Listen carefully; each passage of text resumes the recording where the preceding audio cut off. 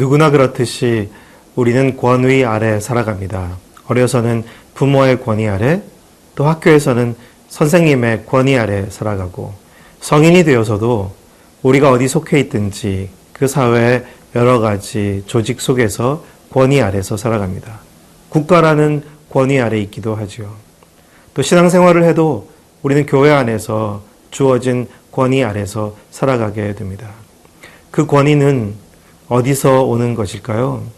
물론 성경을 통해서 보면 하나님께서 우리에게 허락해 주신, 또 소중히 여기라고 존중하라고 주신 권위입니다. 그렇지만 어디까지 충성해야 되는 것일까요? 그 권위에 대해서 얼마나 충성해야 되는 것일까요? 그런 질문을 안고 우리는 살아가게 됩니다. 오늘 말씀을 통해서 진정한 권위는 어디서 오는 것이며 우리가 그 권위를 어떻게 사용해야 하는 것인지를 돌아보게 됩니다.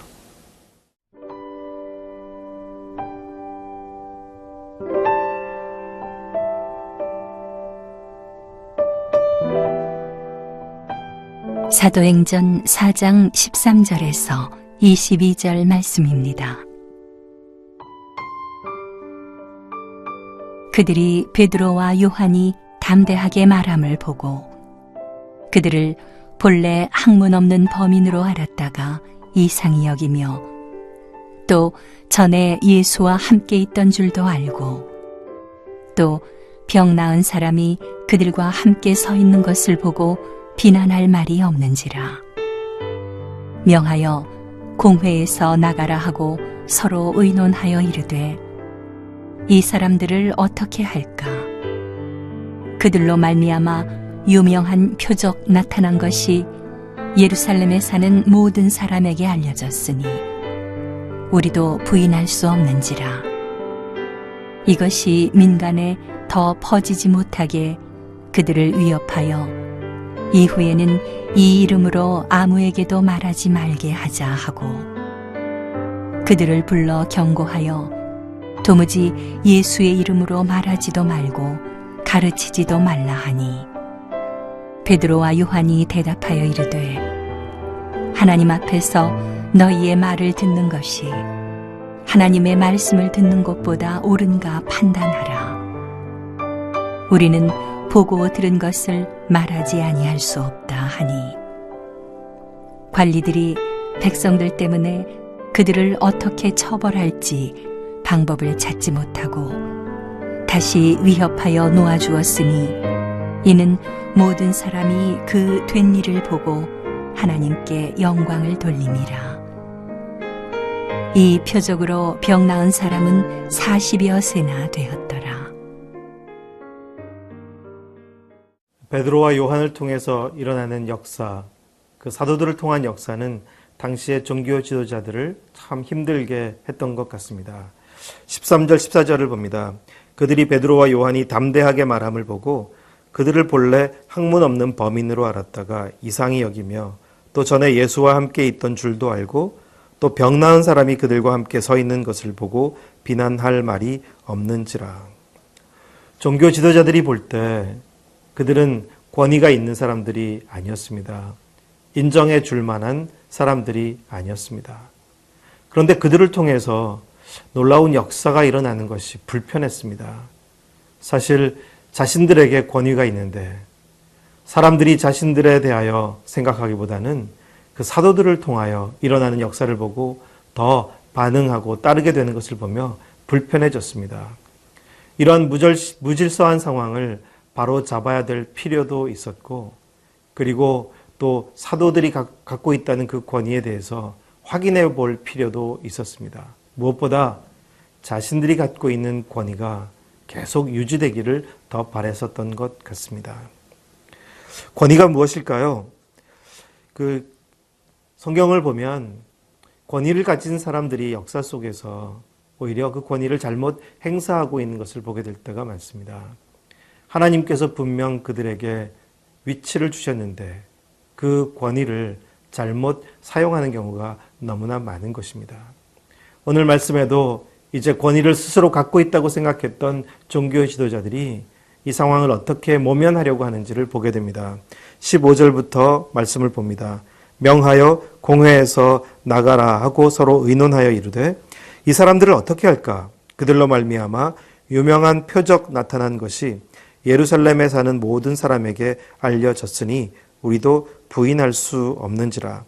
이것이 민간에 더 퍼지지 못하게 그들을 위협하여 이후에는 이 이름으로 아무에게도 말하지 말게 하자 하고. 그들이 파워를 갖고 있음을 알고 있었습니다. 근데 사실은 그들은 그 파워를 행사하려고 할 때 무엇보다도 하나님께 묻거나 하나님의 뜻을 구하기보다는 어떻게 하면 사람들로부터 이 일을 잘 정리할까? 그것이 그들의 목적이었던 것을 보게 됩니다. 권위, 세상에서 권위를 갖게 된 사람들도 그런 것처럼 심지어 종교 지도자들도 그들의 권위가 이젠 사람들에 의해서 유지될 수 있다고 보고 있는 것입니다. 하나님께서 그들에게 주셨다는 것은 있고 이것이 사람들에 의해서 유지되고 있다고 보기 때문에 어떻게 하면 민간에 퍼지지 않게 할까? 어떻게 하면 사람들의 마음이 우리로부터 흩어지지 않게 할까? 그것이 그들의 마음이었던 것을 보게 됩니다. 하나님께서 우리에게도 권위를 주셨습니다.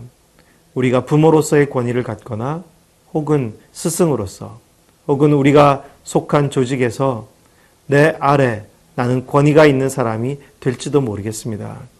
하지만 그 권위를 우린 하늘로부터 왔다는 것을 우리가 놓치지 말아야 되겠지만 더 중요한 것은 이 권위가 절대로 사람들에 의해서 유지되거나 사람들에 의해서만 내가 계속 그것을 가질 수 있는 것이 아니라는 것을 잊지 않는 것입니다.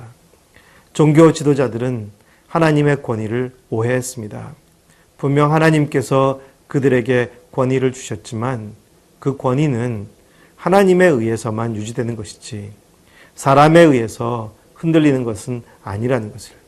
그런데 그들은 사람들에 의해서 그들이 흔들려지는 것을 두려워했습니다. 그래서 사람들의 마음을 얻으려고 사람들의 마음 때문에 그들은 좌충우돌하고 있었던 것입니다. 이들에 비해서 베드로는 참 달랐습니다.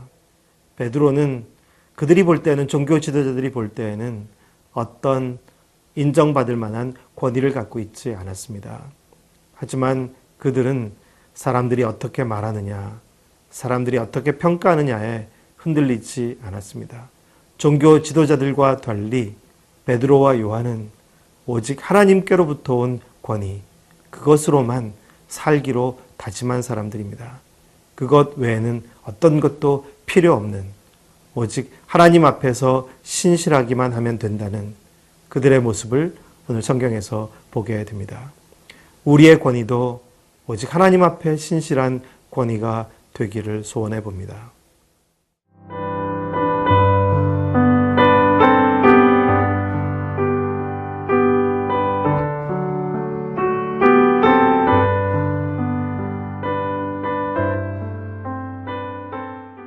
하나님께서 우리에게 권위를 주셨다면 그 권위를 어떻게 사용해야 하는 것일까요?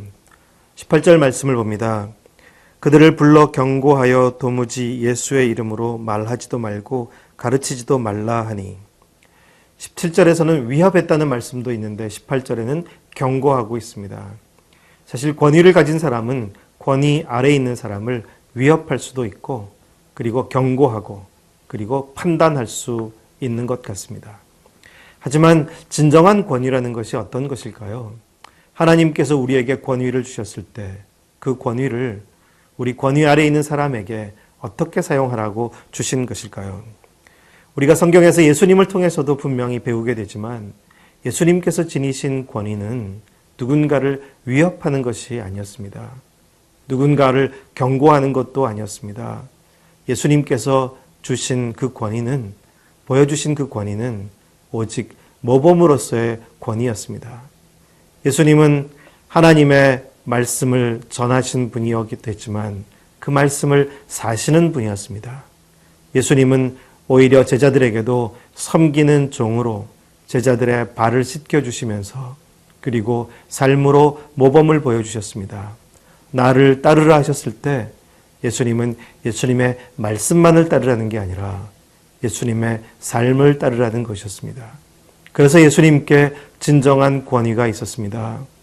예수님은 누군가에게도 위협이 되지 않았습니다. 예수님은 결코 채찍을 사용하신 적도 없고 정죄하지 않으셨습니다. 예수님은 오직 품는 용남의 사랑으로 모두를 너그럽게 대하시는 사랑으로 대해주셨고, 예수님께서는 하늘과 땅의 모든 권세를 지니신 분이었지만 그 파워로 누군가를 협박하거나 주눅들게 하지 않으셨습니다. 오직 사랑의 권위를 지니셨던 예수님. 오늘 보여지고 있는 본문의 종교 지도자들과는 전혀 다른 모습을 우리에게 보여주고 계셨습니다. 베드로와 요한은 어떻게 응답합니까? 19절 말씀입니다. 베드로와 요한이 대답하여 이르되 하나님 앞에서 너희의 말을 듣는 것이 하나님의 말씀을 듣는 것보다 옳은가 판단하라. 하나님 앞에서 너희의 말을 듣는 것보다 하나님의 말씀을 듣는 것이 더 옳지 않으냐 하는 것입니다. 우리에게 있는 모든 권위는 하나님께로부터 온 것입니다. 그런 점에서 그 모든 권위보다 윗권위가 있다면 하나님이십니다. 한 교실에서도 반장에게 권위가 주어졌지만 만약 그 교실에 선생님이 함께 계시다면 더 이상 반장은 그 학생들에 대하여 휘둘리는 권위를 행사하지 않을 것입니다. 선생님께서 거기 계시기 때문에 이제 선생님께서 무엇인가 하실 것입니다. 그런 것처럼 교회 안에도 하나님께서 세워주신 권위들이 있다 하더라도 그 교회 안에 예수 그리스도가 계시다면 예수 그리스도는 더 윗권위이심을 우리는 알고 있습니다. 그렇다면 나머지 모든 권위들은 그 더 윗권위 앞에 잠잠해야 할 것입니다. 베드로와 요한은 모든 종교 지도자들이 놓치고 있는 것을 말하고 있습니다. 그 종교 지도자들은 하나님께로부터 권위를 받았습니다. 그들 스스로 그렇게 믿고 있었습니다. 그렇다면 그들의 말보다 그들에게 권위를 주신 하나님의 말씀이 더 위라는 것을 그들은 부인할 수 없을 것입니다. 베드로와 요한은 종교 지도자들의 권위 앞에 앉아 있었습니다. 신문 받고 있었습니다. 하지만 베드로와 요한은 바로 그곳에 하나님의 임재가 있음을 잊지 않았습니다. 하나님께서 그들 가운데 함께 계신다는 것을 그 하나님의 권위 앞에 그들은 말하고 있었습니다. 하나님 앞에서 사람의 말을 듣는 것보다 하나님의 말씀을 듣는 것이 옳다는 것입니다. 그렇게 우리의 삶에 모든 보이는 권위들이 있지만 그 위에 계신 권위이신 하나님, 그 주님을 놓치지 않는 것이 얼마나 중요한 것일까요? 우리가 부모가 되어서도 우리의 자녀들에 대하여 우리에게 권위가 있지만 우리 위에 하나님의 권위가 있음을 기억하고 우리가 하나님을 대신하지 않도록 조심해야 할 것입니다. 결코 위협하거나 협박하지 않으시는 주님처럼 우리도 우리의 권위가 우리 아래에 있는 사람들을 협박하거나 위협하는 권위가 되어서는 안 될 것입니다. 언제나 조심스럽게 두려워하면서 우리가 혹 하나님의 권위를 침범한 것은 아닌지, 하나님의 말씀 앞에 겸손히 서는 것이 얼마나 중요한지 우리는 잊지 말아야 할 것입니다. 우리가 누구 때문에 살아가는 것일까요? 코람데오라는 말이 있습니다. 하나님의 얼굴 앞에서 우리에게 권위가 있든지 보이는 권위가 없든지 우리는 하나님의 얼굴 앞에서 살아가도록 부름받았습니다. 그래서 우리가 더 겸손히 우리의 삶에 있는 모든 관계 속에서 더 하나님의 말씀에 귀를 기울여야 할 것입니다. 주님께 신실한 우리 모두가 되기를 소원합니다. 기도하겠습니다. 하나님 아버지, 저희를 주님의 사람으로 불러주셔서 감사합니다. 우리의 삶에 있는 모든 권위가 진정 주님의 말씀 앞에 신실할 수 있게 되기를 소원합니다. 결코 누군가를 위협하거나 또 협박하는 어리석은 권위가 되지 않도록 우리를 겸손히 깨워주시고 하나님의 말씀 앞에 신실한 우리의 걸음걸음이 되게 하여 주시옵소서. 부모가 되어서도, 스승이 되어서도, 또 조직의 장이 되어서도, 그리고 교회에서의 직분자가 되어서도 우리가 언제나 하나님의 말씀 앞에 겸손히 서는 사람이 될 수 있도록 도와주시옵소서. 그래서 베드로와 요한처럼 오직 예수 그리스도의 이름으로 하나님의 말씀의 권위로만 살아갈 수 있는 그런 주님의 제자들이 되게 하여 주시옵소서. 예수님의 이름으로 기도드립니다. 아멘.